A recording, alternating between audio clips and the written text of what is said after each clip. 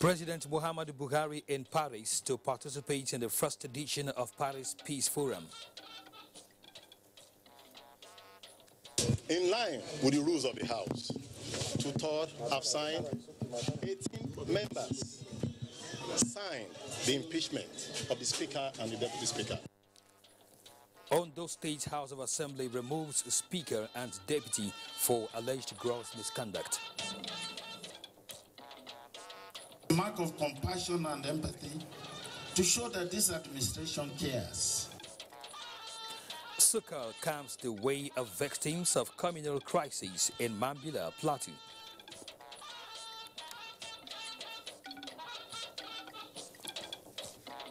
And Adamawa State takes cue from President Muhammadu Buhari, declares state of emergency on water.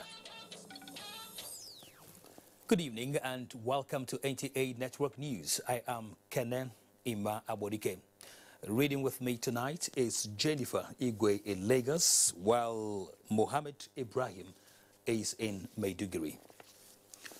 President Muhammadu Buhari, Friday in Abuja, pledged the commitment of his administration to revive the good old days when cotton and textile industry employed hundreds of thousands of Nigerians. Receiving the CEO of Liska Group, David Soddings, at the presidential villa, President Buhari welcomed the proposed investment of $200 million by the company in Nigeria, which will in turn create 700,000 jobs. The president says the prospects of reviving the industry will keep farmers busy, create employment, help the economy, transfer of technology, and create enabling environment or business environment to absorb the product. President Buhari reiterated Nigeria's commitment to forging a stronger economic partnership with the Netherlands, assuring the Dutch investor that Nigerian authorities will continue to do the utmost to keep smugglers from production. The CEO of Liska Group, David Soddings, in his response says the 172-year-old company plans to use cotton grown in Nigeria for production. He says he wants a new strategy that will bring Liska manufacturing to Nigeria, and he is set to change the supply chain from Asia to Nigeria.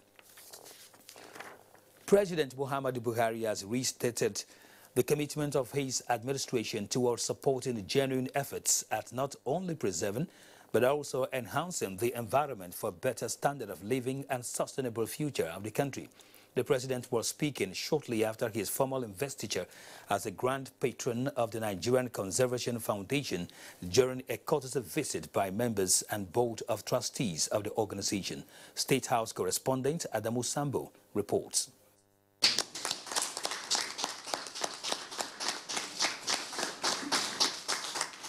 This investiture of President Muhammadu Buhari as a patron of the Nigerian Conservation Foundation, according to the members, is to formally appreciate him for placing great emphasis on key environmental issues, especially the climate change and its impact on the economy and security of Nigeria, as well as the remarkable achievements recorded in addressing soil erosion by executing over 60 projects through the ecological funds.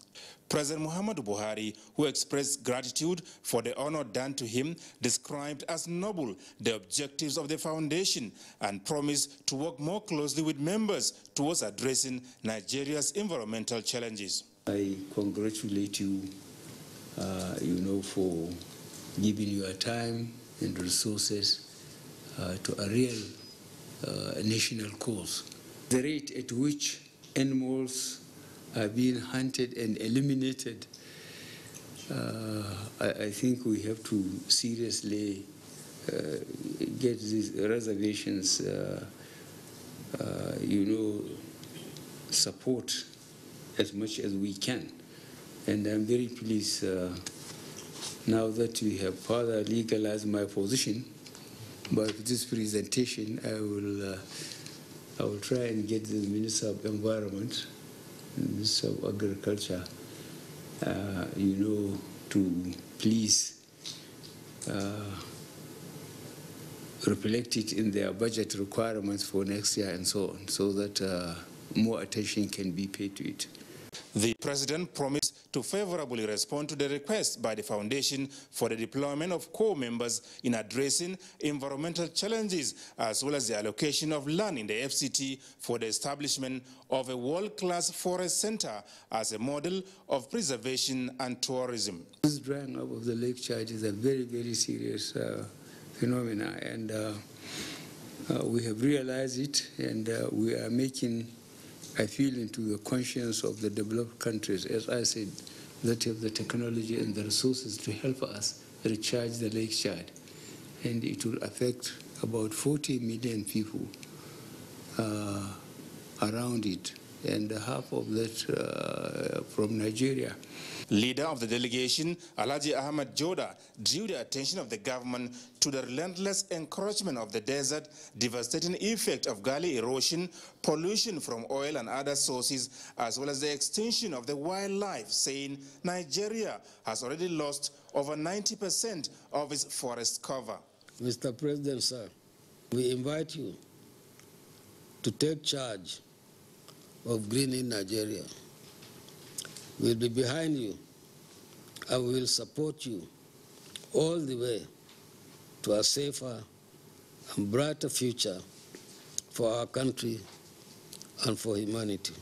The challenge is huge, but it is our firm belief that we can face it squarely and we can avert the dangers posed by climate change and our population explosion. Over the past decades, the Nigeria Conservation Foundation is dedicating efforts at conserving the nation's flora and fauna and preserving the environment from the ravages of climate change and of human acts of degradation. From the State House, Adamu Sambo, NTA News. Shortly after that, President Muhammadu Buhari departed Abuja for France to participate in the first edition of the Paris Peace Forum for Sunday, 11th November 2018. Correspondent Adamu Sambo reports that the French government and a number of non-governmental organizations, NGOs, based on the ideas that international cooperation is key to tackling global challenges and ensuring durable peace. President Buhari will join the United Nations Secretary General Antonio Guterres and other world leaders in discussing global peace while underscoring the imperative of collective action. President Buhari will also join other world leaders to commemorate the centenary anniversary of the armistice and also attend a luncheon hosted by President Emmanuel Macron of France in honor of visiting heads of delegates. Before returning to Abuja, the president and his delegation will have an interactive session with the Nigerian community in Paris. Now, President Muhammadu Buhari has encouraged African Union parliamentarians to explore opportunities abound in Nigeria's hospitality sector to identify more areas of collaboration towards the promotion of peace and security on the African continent. This was at a dinner with delegation of 41st Conference and 73rd Executive Committee of the Union at the Presidential Villa in Abuja. Correspondent Kenneth Nanim reports. The dinner provided opportunity for interaction and familiarization between the government of Nigeria and the delegates. Secretary to the government of the Federation, Boss Mustafa, who received them on behalf of President Muhammadu Buhari, said resolutions by the Union aimed at sustaining peace and security on the continent since establishment in 1976 are commendable. Africa at this point is faced with diverse challenges, ranging from terrorism, trials of governance, corruption, and poverty. I believe that the various sessions you have had has done justice to the various topics of discussion, and we are looking forward to the outcomes of your deliberations for purposeful implementation. We'll continue to talk over dinner to get to know each other better and also begin to think about some of the objectives that are put before ourselves, the role of the Parliament in supporting executive in fighting terrorism, our role in the area of investment in the African continent, that is the future of the world today, and of course our support to girl child education. Chairperson of the Executive Committee of the African Parliamentary Union, Kasama Cipriano, described support by President Muhammadu Buhari as a source of inspiration towards achieving the mandate of the Interparliamentary Union. From the Banquet Hall Presidential Villa, Abuja, Kenneth Nanim, NTA News. A Federal Capital Territory Magistrate Court has issued a bench warrant on Jeff Ove for his refusal to appear in court for trial.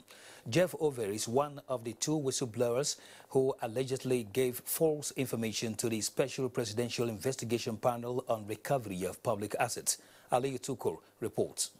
It's now a case of two hunters being hunted, Jeff Ove and Mohammed Sanusi, who allegedly gave false information to the Special Presidential Investigation Panel on Public Assets Recovery against Emmanuel Mbaka, to the effect that the businessman has stashed huge amount of money in both foreign and local currencies believed to belong to government in his number 6A clause, 6th Avenue Gwarimpa residence. Ove, who is the first defendant in the criminal case, is nowhere to be found in court without cogent reason.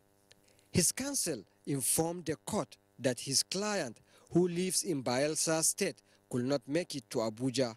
However, the prosecution counsel opposed the excuse and applied to the court to revoke the bail granted the first defendant. In his ruling, Ahmed Indajo agreed with the prosecution counsel that there is nothing to show that the first defendant lives in Bayelsa State. Rather, he is just an indigene of the state. The magistrate therefore revoked the bail granted the first defendant and ordered for his arrest. This has to be done and show the need for people to be sure of the information they pass on to the Special Investigation Panel, because it's not fair for you to give information that we are not sure of and that will turn out to be false. Justice is a three-traffic system: justice for the states, for the accused, and for the defendants. It's quite unfortunate they went this way. Well, no problem. We will come and we'll do the needful. According to law, when a man has pleaded to his cause, he must come to court regularly. It's not good for an accused person to come to court and give cock and bull stories. The case has been adjourned to the 30th of this month for trial. In Abuja, Ali Tukur, NTA News. Following the declaration of a state of emergency in the water, sanitation and hygiene sector by President Muhammadu Buhari, Minister of Water Resources Suleiman Adamu says collaboration of state and local government is key towards achieving the National Action Plan for the revitalization of water supply, sanitation and hygiene in the country. He stated this while appearing on NTA's flagship program, Good Morning Nigeria. Abdusalam Jibril reports. Disturbing statistics on lack of access to water and poor sanitation in the country made it imperative for President Muhammadu Buhari to declare a state of emergency on water, sanitation and hygiene in the country. The president also launched the National Action Plan on water supply, sanitation and hygiene, which he says is critical to reduce the high prevalence of waterborne diseases causing preventable deaths in the country. Speaking on NTA's Good Morning Nigeria, Minister of Water Resources Suleiman Adamu restated the need for synergy in achieving the action plan. In Nigeria today, you can hardly get maybe 10 states that have a water master plan. So it's usually just an impulsive approach to water and sanitation. Institutionalizing a culture of safe water provision as a mandatory right of the people. Part of the recommendations of the PWASH is a state of emergency, which has been declared now and declared by Mr. President, which is excellent. Federal government will enter into a partnership with the states to ensure the access to adequate water and sanitation at the state level. They also advised that all hands must be on deck for the effective implementation of the National Action Plan across the country. In Abuja, Abdusalam Jibril, NTA News. Meanwhile, Governor Muhammad Umar Jibrila has joined President Muhammadu Buhari to declare state of emergency on water sector to ensure access to potable water in the state. The decision was reached at a meeting with stakeholders on how to tackle the persistent water scarcity across the state. Rayanu Bala brings us that report. In light of the proximity to River Benue, Kiri Dam and other dams in Adamawa, the state has been experiencing water scarcity due to long neglect of the sector. However, efforts are being made to rehabilitate the Yola and Mubi treatment plants by the state government, hence the declaration of state of emergency on the sector for water sufficiency in the state. Governor Muhammad Umar Jibrilla says the idea is to complement President Muhammadu Buhari's effort to ensure people have access to safe drinking water. We have now declared a state of emergency in Adamawa State on water sector, household water sector. And by so doing, we will use the opportunity to appeal to the federal government to come on board in terms of assisting us. The Adamawa State Minister of Water Resources and other stakeholders on water resources during a presentation highlighted ways to achieve sufficient water supply for different purposes in line with the Sustainable Development Goals on water. In Iola, Rayanu Bala, NTA News. This is 88 Network News. Time now to take some messages. The news returns shortly. Stay with us. Welcome back.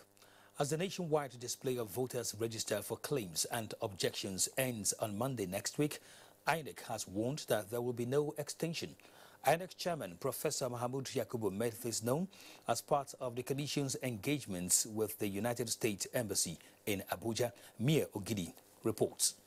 INEC staff posted to polling units across the nation resumed work on Tuesday, 6th of this month, as the nationwide display of voters register started for claims and objections before the final cleanup. Polling units along major roads were decorated as it were with the register, but the turnout was not impressive. I appeal to them to take more than a casual interest in this, because the process is as important as the product, which is the election. This high level of apathy was a major concern to the INEC chairman, Professor Mahmoud Yakubu, as the benefits were again highlighted in ensuring a credible polls. Thereafter, the cleaned-up register will be given to each of the 91 political parties in Nigeria as of today. But in addition, I also wish to say that as part of our openness and transparency, for the very first time, the entire register of voters is online. Wow. Citizens can check whether they are registered or they are not registered. Thank you. No extension. Thank you very much. Monday, 12th of November 2018, the doors will be closed. Will it be a repeat of another voters' registration exercise where a large number of people came out on the last day of the exercise and started requesting for extension? Time will tell. Mia Ogidi, NT News. The Speaker of the Ondo State House of Assembly, Bamidele Oloyalogun, and his deputy, Irajun Ogundejin, have been removed by 18 members of the House. The change was effected at a rowdy plenary earlier today. Olubukola Aduo reports. Alamide Judge from Akure North Local Government emerged the new speaker, while Abimbola Fajolu from Ile-Olujoke Igbo constituency is the deputy speaker. There are gross misconduct of office, financial misappropriation, ironedness, and they lack the capacity to lead.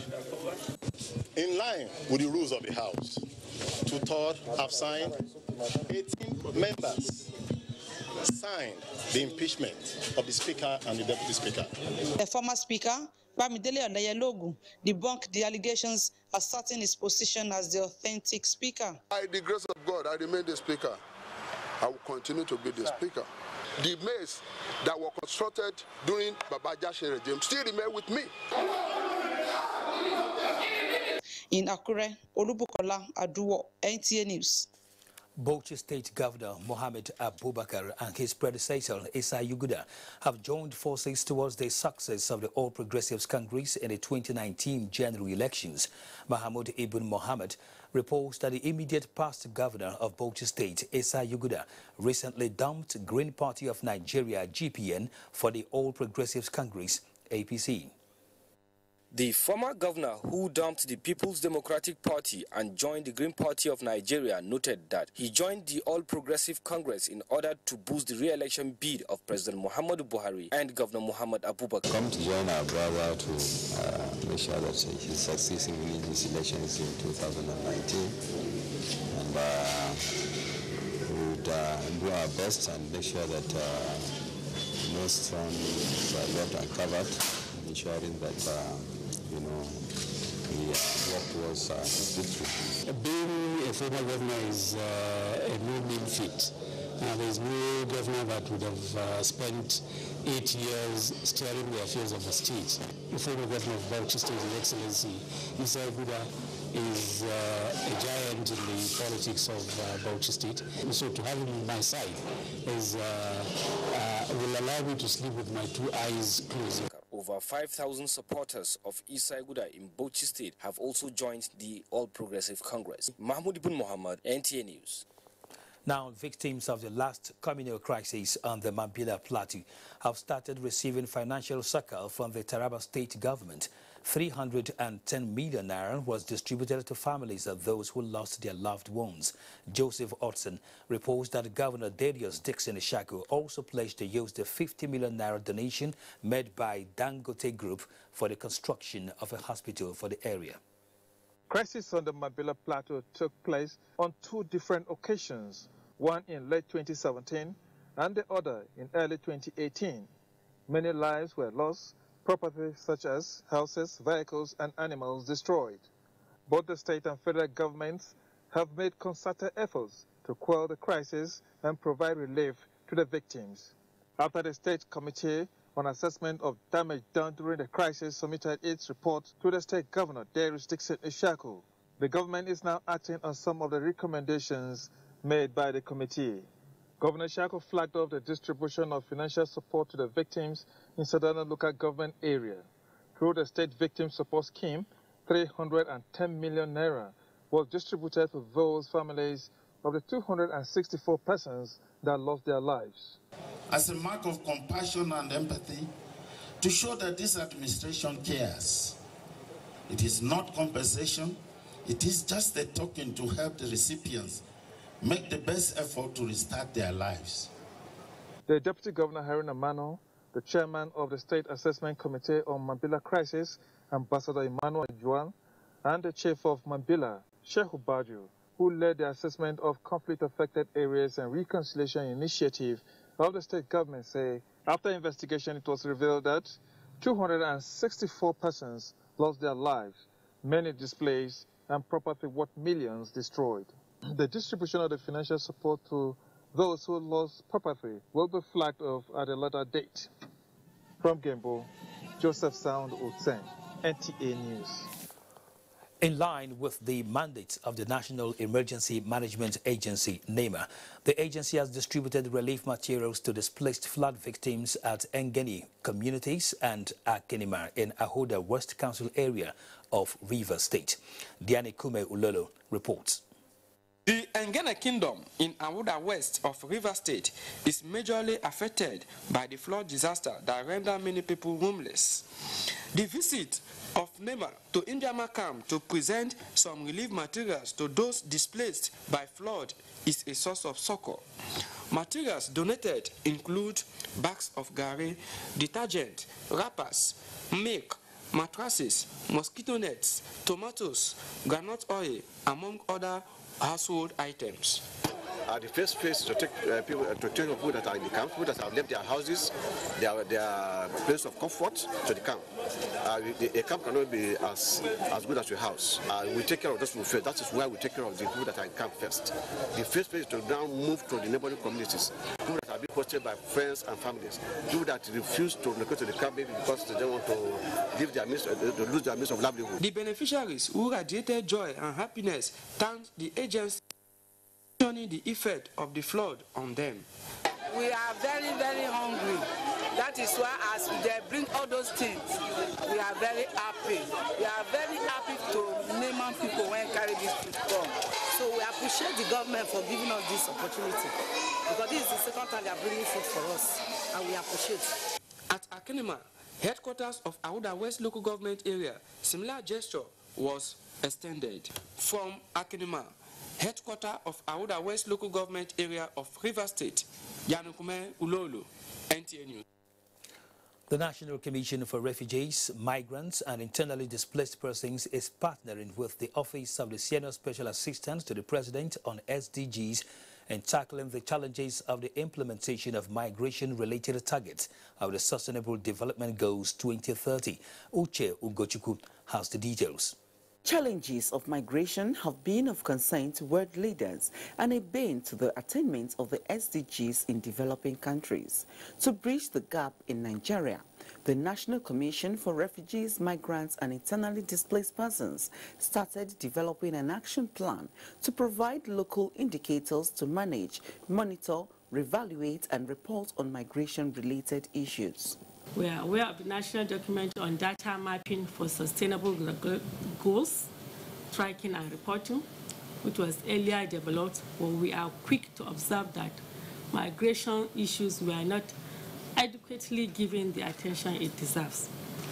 The Commission has already developed a concept note to this regard and is meeting with various stakeholders in order to leverage their contribution and expertise. We are ready to work with you. So just tell us what you want us to do, and we will quickly work on that to ensure that our people are given the best that they require. A 5-man committee was set up to provide the required SDGs technical and logistical assistance ahead of the 2018 National Migration Dialogue. Uche Ugochukwu, NTA News. Civil society organizations, CSOs, and the media have been sensitized on how best to propagate issues concerning internally displaced persons, IDPs, and stimulate interest of Nigerians and decision makers with a view to finding lasting solutions to their plight. Buplang Dakok reports that this was at a roundtable organized by Conrad at Neva Steve Tong in collaboration with the House Committee on IDPs, Refugees and Initiatives on Northeast. Reports show that about 5 million persons are in critical situation in the northeast of Nigeria, with about 1.9 million internally displaced persons in that region alone. This roundtable for CSOs and the media, which submits that the displacement situation in the country is highly underreported, urged participants to at all times emphasize that human dignity has to be protected and upheld. The issue of IDPs in Nigeria does not have a lot of attention. People do not really pay attention to it, even though the issue is affecting the whole country. To the civil society. Discussants made inputs on ways the CSOs, media and government can push forward issues concerning internally displaced persons. Human life is something that you cannot create. And you cannot give life. It is only God that gives life. So it is that kind of value that we must attach to human life. And the press must champion this. If the children are our future, then probably we need to pay attention to the impact of this situation on the children and where do we want to take these children. The roundtable charged participants to advocate in their reportage the need to find permanent solutions to the displacement situation in the country.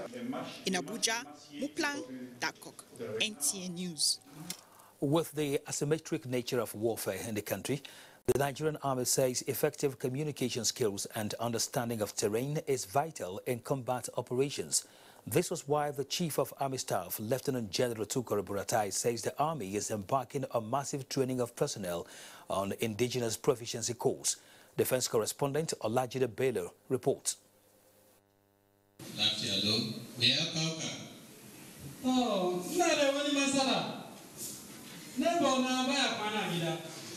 The Nigerian Army personnel displayed proficiency in one of the 3 major languages in the country.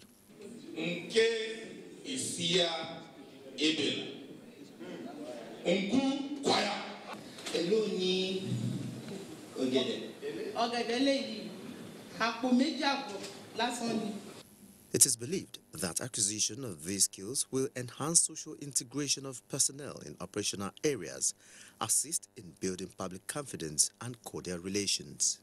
Our ability to adequately and professionally respond to these domestic security challenges partly depend on how proficient we are in indigenous languages, particularly the three major ones, the Hausa, Igbo, and Yoruba. It is also aimed at addressing and breaking communication barriers between personnel and locals while conducting internal security operations across the country. We will be able to communicate more effectively with the local populace in their local dialects anywhere we find ourselves deployed for operations. 91 participants graduated from the second indigenous language course from the Nigerian Army Resource Center in Abuja, Olajide Bello, NTA News. The Nigerian Air Force says it is re-strategizing to consolidate on the successes recorded in ongoing operation against bandits terrorizing rural communities in Zamfara State. Chief of Air Staff Air Marshal Sadiq Abubakar stated this while on an assessment visit to Nigerian Air Force 207 Quick Response Group, Guzo. Jamilu Ibrahim has more.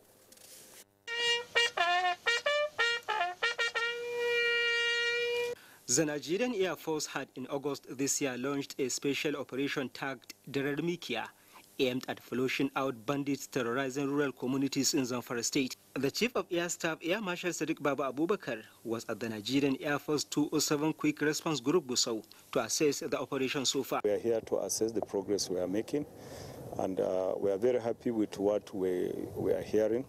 We are going to re-strategize in certain areas. We are going to discuss that in Katsina, the headquarters of Diramiki, as soon as I get back. The Chief of Air Staff enjoined people in the state to cooperate with the military, especially in the area of intelligence gathering for more desired results. We are working together with other agencies to make sure that the state is secured, and we'll continue to do that and re-strategize from time to time. The effort of the Nigerian Air Force in combating bandits in Zamfara State is quite commendable, but we need more to be done in the area of airstrike. During the visit, the Chief of Air Staff inspected some newly constructed hostel accommodations and some facilities at the Air Force unit. He also interacted with the personnel of the group, where he charged them to continue to be professional in their conduct, stressing that Nigerian Air Force is committed to improving their welfare. In Gusau, Jamilu Ibrahim, NTA News. Jennifer has the next set of reports from our Lagos Network studios. Hello, Jennifer. Thank you, Kene. Good evening and a warm welcome to Lagos. The Senate Committee on Power, Steel Development and Methodology is in Lagos on an oversight visit. The committee's tour of duty took members to various locations of power projects and installations in the metropolis. Mohammed Abdulkadri reports. The federal government in 2013 privatized power, and this led to change in the status quo from PHCN to DISCO. To those who might be wondering why the Senate Committee on Power, Steel Development and Metallurgy is oversighting a privatized company, the justification is that the federal government has 40% share at the 132-33 kV Transmission Company of Nigeria, commissioned in 1970. The 14-man committee expressed satisfaction with the high-capacity installations put at over 300 kV power generation. At Ikeja Electric, the engagement was frank and down to earth, as the performance agreements for improved supply of electricity to Nigerians were questioned. We realize the difficulties that the government also is going through with you. But far more of importance to us is what the consumer goes through. When we say we couldn't meet some of those targets, like I said, it's not because of inefficiency. We just simply didn't have the money. The slide presentation dovetailed into question and answer session, which addressed gray areas on estimated billing system, regular power outage, metering system, and perceived shortchanging of the system. The Senate Committee on Power, Steel Development and Metallurgy has 2 weeks within which to submit the report of its findings back to the Senate. In Lagos, Muhammad Abdel Kadri, NTA News. Still on oversight function, the House of Representatives Committee on Science and Technology, led by Representative Benny Law, has visited the Federal Institute of Industrial Research, Oshodi, to inspect facilities and analyze the needs of the establishment in preparation for the 2019 budget. Awal Yusuf Jibo has details. The Federal Institute for Industrial Research, Oshodi, has been in the forefront of aiding industrial research in Nigeria, generating technologies and ideas to promote entrepreneurship development in line with government's desire. This visit by the House Committee on Science and Technology was to ascertain the general implementation level of the 2018 appropriation for the Institute, to allow for checks and balances. Chairman of the committee, Representative Benilar, commended the establishment for its support for government school feeding program through the production of its high-nutrient biscuit and drinks, and assured the Institute of legislative support towards actualizing its other projects. The laboratories that we supported for them are all functional, and that has led to the accreditation of FIRO on an international scale. FIRO now has an ISO certification accreditation, which is an international certification saying that all the standards have been met for FIRO products. The Director General of the Institute, Professor Gloria Elemo, stressed her institute's support for the federal government campaign of the use of science and technology to drive the national economy through diversification programs, adding that a comprehensive survey of raw materials has been carried out across the country. So we're already grooming the youth to be big entrepreneurs of technologies that are 100% Nigerian-based.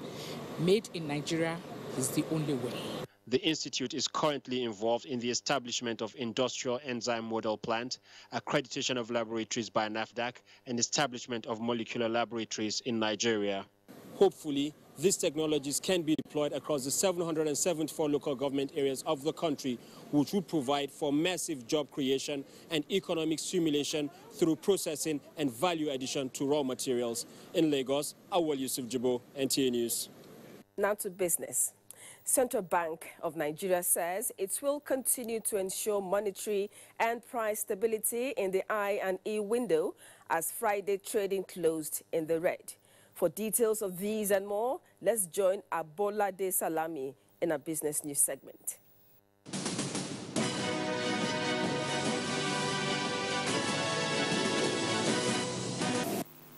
Glad to have you join us on the Business News segment. Director of Communications, Central Bank of Nigeria, Isaac Okorafor, says the Apex Bank is committed to creating value through its strategic focus of consistently creating enabling policies that would make businesses to grow and contribute to sustainable economic development. He added that the bank has deployed creative responses to the challenges faced by small businesses in accessing foreign exchange. It's basically to ensure that Nigerians, especially small business owners, have access to credit facilities from banks and other financial institutions without necessarily having fixed collaterals and ultimately impact positively on the federal government's drive towards improving the ease of doing business in Nigeria. Building institutions that will focus on monitoring governance and technical abilities of audit firms in the country, experts say will help place auditors on the path of integrity. And what financial statement users are very concerned about most times is, one, the technical competence of the auditor that is looking at it, two, the integrity of the auditor that is looking at it. And that is where auditors in third world countries like ours have always suffered a little bit of a challenge.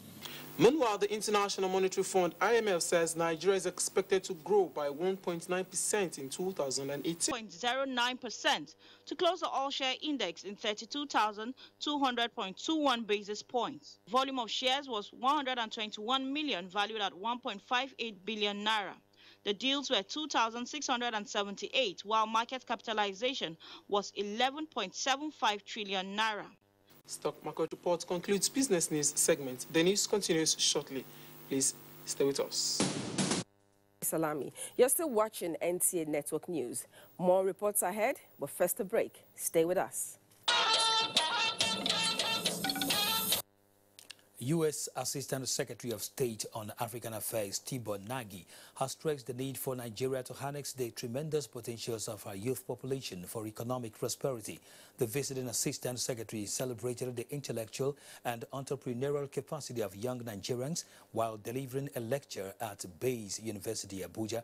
Omotola Omojola reports. Assistant Secretary Tibor Nagy also commended recent economic developments in the country and called for deliberate formulation of more policies that impact institutional development, build human capital, and guarantees social economic security. I had numerous interactions with young Nigerians. They were some of the brightest and most talented students I have met anywhere. The Nigerian government, with civic leaders, communities and businesses must work together to create a durable environment to support lasting peace and development. Not only among the student body, but in the faculty, among the top 10 defining Nigerians. We only need to give the right leadership. Bayes University also, within the week, entered into a partnership with Center for Innovation and Economic Development to professionalize local economic development in Nigeria. This development is expected to position the institution as Nigeria's hub for economic development learning. With the successful achievement of this program in this university, this will be our Harvard. By the special grace of Almighty Allah, this university will live up to its expectations in terms of all. Local economic development is said to be time-tested in Asia and Latin America for top-to-bottom economic development of societies. In Abuja, Omotola Omojola, NTA News. More reports on NTA Network News as we join Mohammed in our Maiduguri Network studio.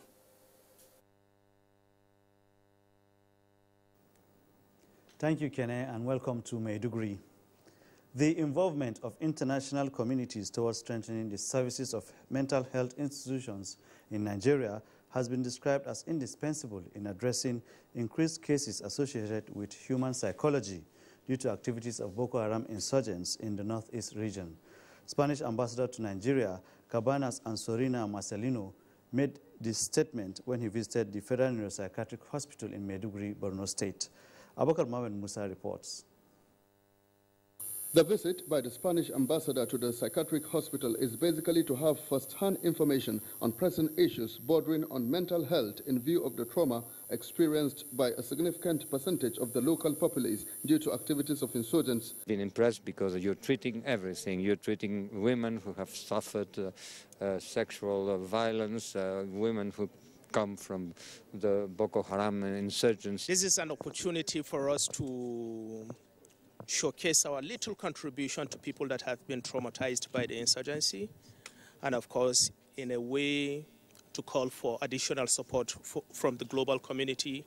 Representative of World Health Organization, Dr. Bala Hassan, said the assistance by the Spanish government will ensure psychological development of children as WHO has introduced what he called mental health care services at primary health facilities and outreach sessions across Borno State, among other achievements. Ambassador Cabanas Marcelino later inspected various sections of the hospital where he expressed satisfaction with the general situation on ground. In Maiduguri, Abubakar Muhammad Musa, NTA News. Socio-economic activities have bounced back in Damasak town, the headquarters of Mobile Local Government Area of Borno State, following the liberation of the area by the Nigerian military. Munjanat Hassan, who visited northern Borno, has a situation report. Damasak, the headquarters of Mobile Local Government, is about 182 kilometers from Maiduguri, the Borno State capital, and just about 3 kilometers close to Niger Republic. The liberation of the area by Nigerian military paved the way for the construction, rehabilitation, and resettlement of the inhabitants of Damasak who fled the area 2 years ago. With the support of the federal government and other donor agencies, Borno State government constructed about 5,000 houses in addition to other public structures. It is a market day for the villagers along that axis in northern Borno, and Gobeo Market is a major one that draws people from across the area weekly, including those from neighboring countries of Niger and Chad. Okay, this is Kareto Primary School. The construction of this work began around three months ago. As you can see, we have 0 classes before. Now we have 7 classes available, and work has already been completed. Then class has already begun now. The residents have now learned to become resilient, going about their business activities without fear of security threats. In Maiduguri, Rujanat Hassan, NTA News. You are watching Network News. The news continues after this timeout. 7-man sports funding committee inaugurated in Abuja as champions set to emerge in 2018 Nigeria Volleyball Premier League weekend. Ayodeji Makinde brings us more on Sports Update. President Muhammadu Buhari has condoled the government and people of Delta State over the demise of a former Federal Permanent Secretary and economist, Alison Akene Aida. While extolling his unquestionable years in the public service, President Buhari enjoined President-day public servants to emulate late Alison Akene Aida, the celebrated Super Permanent Secretary. The President prays that the Almighty God comfort the Aida family, close associates, and also grant the departed eternal peace. Now, hundreds of sympathizers have been trooping to Nasarawa town to condole the Emirate Council and 8 people over the passing away yesterday of the Emir Hassan Ahmed II. Hamza Musa Makrefi reports. It is a mournful and solemn moment here for the people on the death of their monarch, whose subjects adore for his simplicity and generosity while he was alive. For the community, it is a hard reality, but everyone knows that death is inevitable. The sympathizers give testimonies while consoling the emirate and praying for the repose of the soul of the late emir. The Director General of NTA, Yakubun Ibn Muhammad, also visited. The funeral prayer attracted hundreds. It's a colossal loss, not only to the people of Nasarawa local government or even Nasarawa state, but it's a loss to the entire country. Whoever knows the pedigree of this royal father who has left us. Late Hassan Ahmad II had eventful public service career, among them Director of Administration at the National Institute for Policy and Strategic Studies School and Director General Industrial Training Fund for many years. He died at the age of 79. From Nasarawa, Hamza Musa Makrefi, NTA News. Now a quick look at the weather picture across the country. That's NTA Network News tonight. Thanks indeed for watching. I am Kene Ima Aborike. Have a good night.